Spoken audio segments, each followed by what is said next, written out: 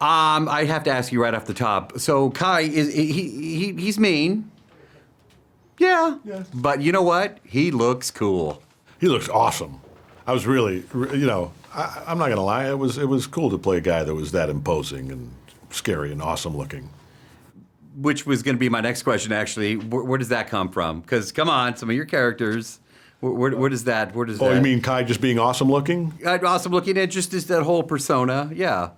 Yeah, it came off the page. It came out of my own twisted insides, and it came out of the booth with Alessandro and Jennifer telling me what to do, directing. What is the difference between live acting and voice acting? Is there a difference?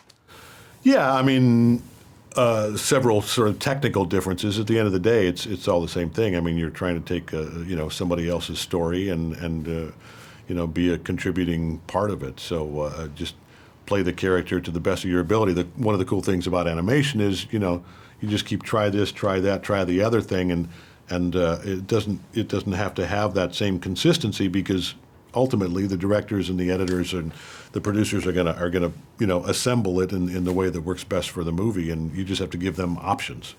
One of the things I liked about this film was, grown-ups like it. I mean, yeah, kids are going to be drawn to this story anyway because it's animation. Look at the cartoon.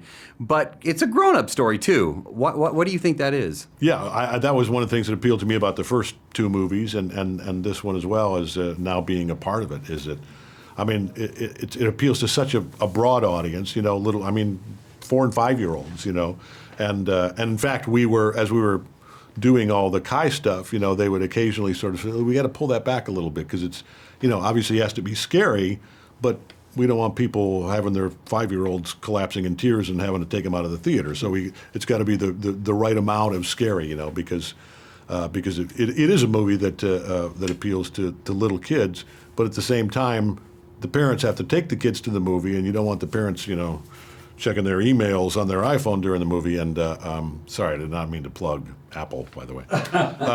So I think they do, in all three of these movies, they've done a brilliant job of having a movie that appeals to a wide audience. I've talked to the entire cast. It's just dynamic. Everybody's just, Jack is a nut.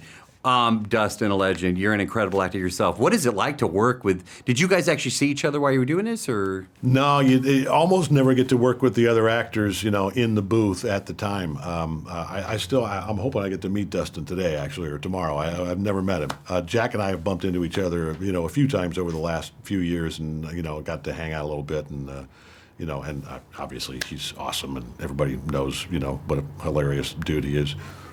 I'm not sure everybody knows what a talented, actor and musician he is, because he's, such a good goofball. But it's, despite the fact that I was almost never in a room with any of the rest of the cast, that was still part of the draw of being in this thing. I remember watching the first movie and not, knowing that it was Jack, but I don't think I knew, any of the rest of the cast. And I would hear it and I would go, who is that? Who is that? And it wasn't until the end credits that I went, oh my God, that was Seth. That was Bob Cross. Are you kidding me? That was awesome. I had no idea that's who that was.